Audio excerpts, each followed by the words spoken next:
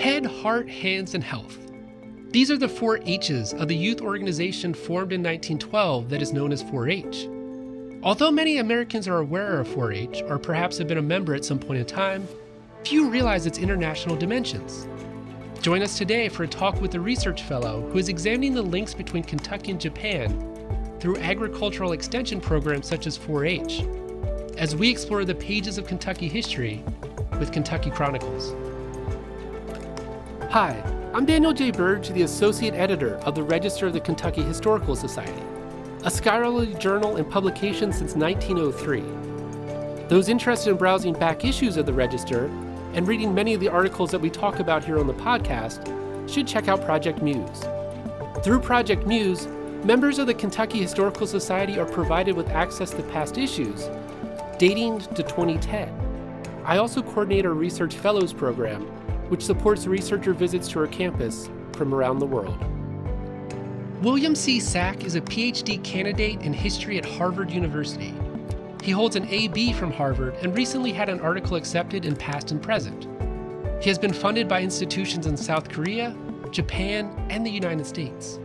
He is currently working on a project that deals with Kentucky entitled A Little Patch of Kentucky in Yamanashi, 4-H and Transpacific Agricultural Extension in Japan, 1938 to 1979.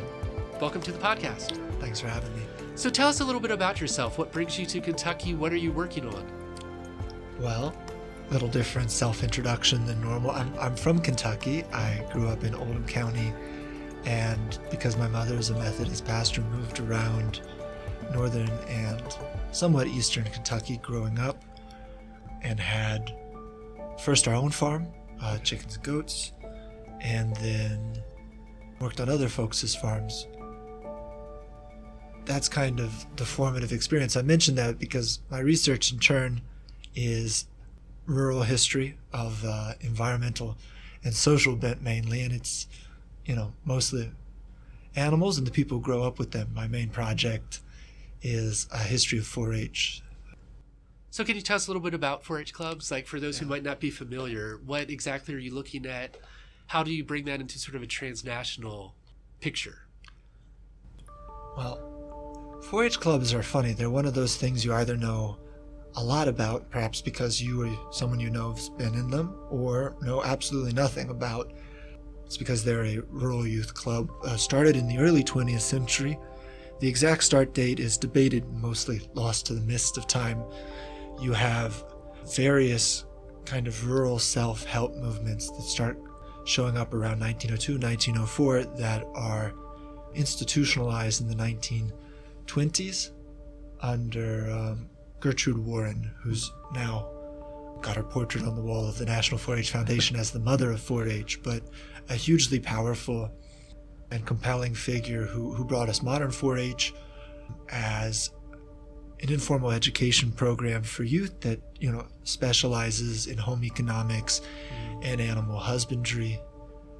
She's also, incidentally, the person who, in the last leg of her career, set up the International Farm Youth Exchange and other big international programs that brought 4-H to its present prominence. So this is a bit of a different question because we've talked to a lot of different fellows, and a lot of them, they're coming from international places studying Kentucky. Your case is a little bit the reverse in the sense of you're looking at Kentucky and its international connections for this project in particular. So can you tell us a little bit about your language training? I know we talked about this sort of off the air, but how did you come to get interested in this topic in particular? But what types of archives are you going to? What types of places are you visiting? Where does your research take you? Yeah, it's like you say. I've kind of made a loop on back. I am originally, by first training, a student of Chinese history, especially Qing history, the last dynasty, 1644, 1911, which is what I studied in college, coming off a time in high school in Northeast China, and then Northeast China is formerly Manchuria, a kind of multi-ethnic, giant agrarian and energy source of the modern PRC. So I got interested in the different ethnicities in Northeast China, Korean, and so on. When my friend in high school got sick, we went to a hospital, and I said, it's a nice hospital. And the mother of the family I was living with, shh, don't praise it so much. It was built by the Japanese. That there were these different meanings that attached to ethnicity, and I wanted to get a better sense of it. So my advisor at the time, Mark Elliott, a wonderful scholar of the Qing, really encouraged me that to learn another language was to learn another perspective. That was really, as I understand it, other folks may have different opinions, the pith of the new Qing history that he led. And that's where I was. Learning Japanese, writing a history of soy in Northeast China. That's the box I intended to live in. But a bit of a turn. And, I picked up grants to learn Korean, to learn Japanese, and so on. But the big turn is that research access in the PRC got way harder. Okay. So, another professor really directly told me, hey, you're going to need to figure out a different project unless you have a family connection to, a party official in China, you're not going to. And I don't think you have that. And so I love language. I do think, it's like I was told that it gives a different perspective on things. And my own, if you want to phrase it this way, rural background especially encouraged me to look at dialect. In Northeast China, it's not another language in the sense that Cantonese or Shanghainese or Hokkien are truly like Spanish and French to Mandarin, but they spoke different Mandarin, and folks sometimes didn't understand me when I came back and talked like that. They went, man, you sound like a redneck in Chinese too. And that made me very sensitive to that, and I kind of walked through that door, if you will, into kind of the urban-rural split.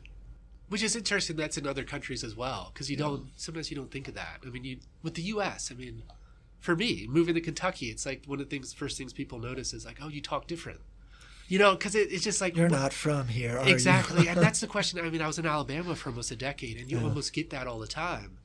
But it's a different perspective when you're the outsider. Oh. It just feels like there's just that, oh, you're not from around here, or, oh, you have a really strong accent. And when you grow up, you don't think that. I got all of college. I will tell a story at my alma mater's expense. When I introduced myself, where are you from? Where do you live on campus? I said Kentucky. As part of that standard litany of answers, at which point, without fail, oh, I've never met someone from Kentucky before. You're not what I expected. Or, oh, you sound much more intelligent than I expected. You wear shoes. All these things are really open. And I kind of thought, surely I'm not the first. I'm probably not the last person this has been said to, but it does give itself to a certain grievance very quickly. And I didn't really myself indulge that so much as go looking for other folks. How did they encounter this? How did they make sense of it? Especially rural, urban, and then back to rural migrants. Yes. I think are very fascinating. Folks for whom it didn't stick all kind of abound in my current research. So tell us a little bit about the project that you were here for, about how does Kentucky sort of tie into this larger project, or what's sort of the project you were here working on? So I'm here for my dissertation project. I had no original intention of having a Kentucky element to it. Like I said, historian of East Asia by first training, now Korea, Japan, and Taiwan. But in those countries, especially in Japan, the Kentucky Extension Service played a big role. The Extension Service is a kind of dual operation run by land grant schools in the U.S. Department of Agriculture to extend new scientific methods and education into the countryside. As such, it also partners in other countries to do the same thing, to extend new scientific methods and so on to our friends in other countries. Notably, the first extension service farm in post-war Japan is kind of the model farm, if you will, is at the Kiyosato Educational Experiment Project in Yamanashi outside Tokyo, which was run by Paul Rush, a man from Louisville. And so he pulled on his connections with the University of Kentucky to move at times tractors. At one point, a Jersey cow herself made the journey from Kentucky. There are great pictures of her on the boat. But otherwise, especially improved varieties of feed and just techniques made the crossing from the University of Kentucky to this first farm. And that's a story I'm telling in my dissertation, but to make sense of it, it required that I know how the Kentucky Extension Service worked, at least to some degree, and that brought me back here. Well, we've enjoyed having you here, and hopefully you found some good stuff. But that does bring me to one of the questions I always like to ask. Was there any source in particular or anything that you found that was helpful or useful, or just a collection that you might have come across here at KHS that you found to be useful for either this project or maybe a different project down the road? So for this project, that kind of a big three, which we talked about beforehand, an oral history tape, a kind of history of an experiment station, and then one other that are very helpful for me. The third one is a kind of self-memorialization a 4-H participant did in the 60s of his late 50s, early 60s accomplishments in 4-H.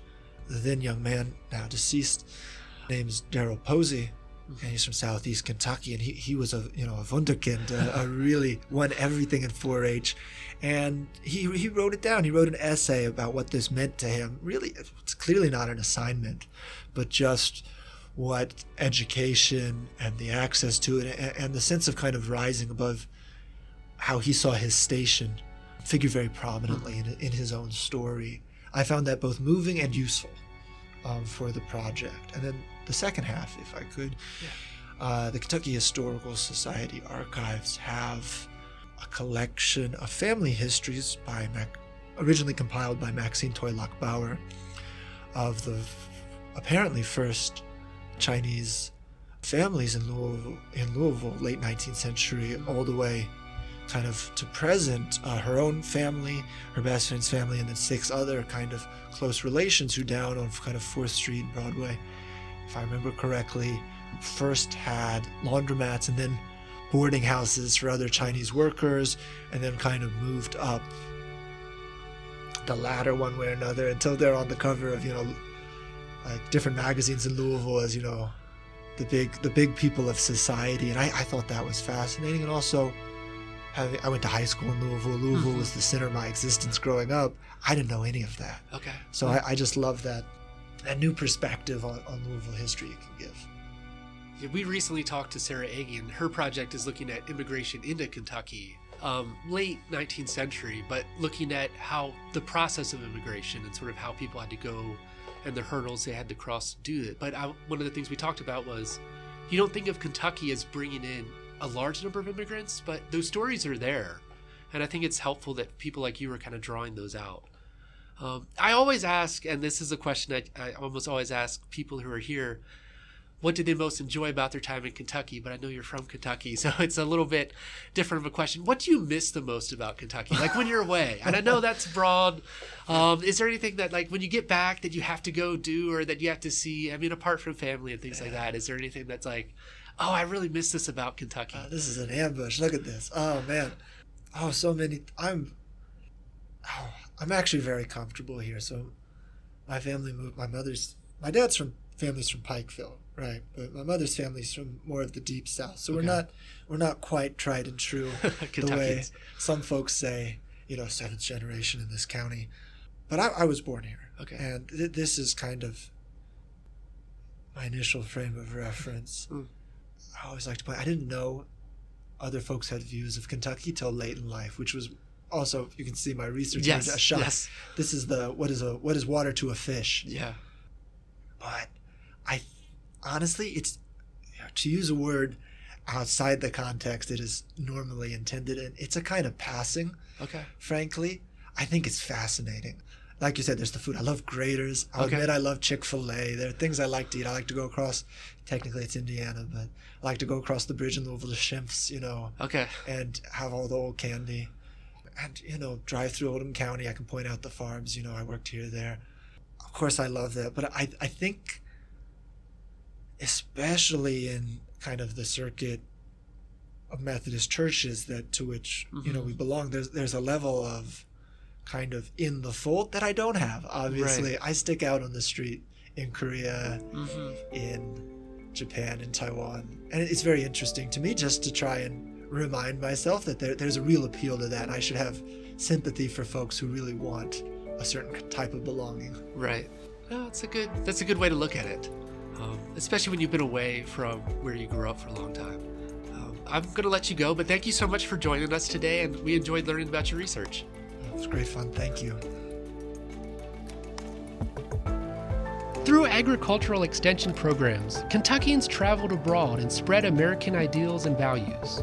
Although 4-H might seem to be a quintessentially American institution, its influence stretched far beyond the bounds of the nation. We hope that today's talk has reminded you of the international influence that Kentuckians have had and the way that ordinary people changed the course of history in places as far away as Japan. This brings another episode to a close. I would like to thank our guest, William Sack, for talking with me today. Kentucky Chronicles is presented by the Kentucky Historical Society with support from the Kentucky Historical Society Foundation. Our show is produced by Gregory Hardison and edited by Gregory Meyer, with support from Dr. Stephanie Lang. Thanks, Daniel. I'm Dr. Stephanie Lang, editor of the Register of the Kentucky Historical Society. The KHS Research Fellowship Program provides 1 to 4 weeks of funding for academic researchers whose projects focus on Kentucky or larger regional-related topics. Time periods are open. Researchers have used the KHS collections and archives to shed light on a vast array of topics, including resistance and slavery, politics, medical history and addiction, religion, activism, the early frontier, and environmentalism and economic development. KHS fellowship applications are due soon, October the 1st. Daniel, tell them how they can learn more. To learn more about our publication of the Register of the Kentucky Historical Society, or to learn more about our Research Fellows program, please visit our website, history.ky.gov. That's history.ky.gov. If you have enjoyed our podcast, please subscribe and be sure to tell your friends and colleagues.